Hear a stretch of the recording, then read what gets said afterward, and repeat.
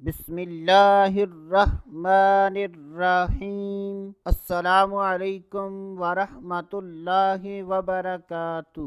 آج کی اس ویڈیو میں بات کریں گے خواب میں ڈاکو دیکھنے یا ڈکیتی کرنے کی تعبیر۔ تو اس کی مختلف صورتیں ہیں۔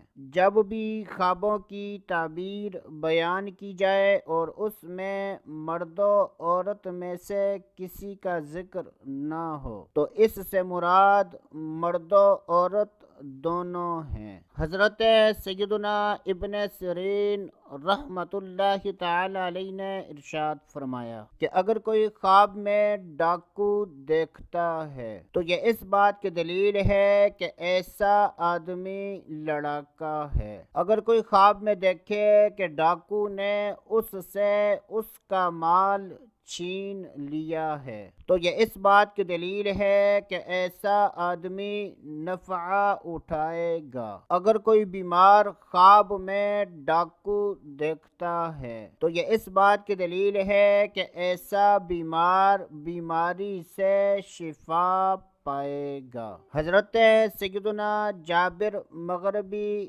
رحمۃ اللہ تعالی علیہ نے ارشاد فرمایا کہ اگر کوئی خواب میں دیکھے کہ اس نے ڈکیتی کی ہے تو یہ اس بات کی دلیل ہے کہ ایسا آدمی بیمار ہونے کے بعد شفا پائے گا۔ حضرت سیدنا امام جعفر صادق رحمۃ اللہ تعالی علیہ نے ارشاد فرمایا کہ خواب میں ڈکیتی کرنے کی 3 تعبیریں ہیں: جنگ کرنا، جھوٹ بولنا اور بیمار ہونا۔ اللہ عز و جل سے دعا ہے کہ اللہ عز و جل ہمیں اچھے خواب دیکھنے، برے خوابوں سے بچنے کی توفیق عطا فرمائے۔ تو دوستو ابھی کے لیے اتنا ہی، اگلی ویڈیو تک اجازت، اللہ حافظ۔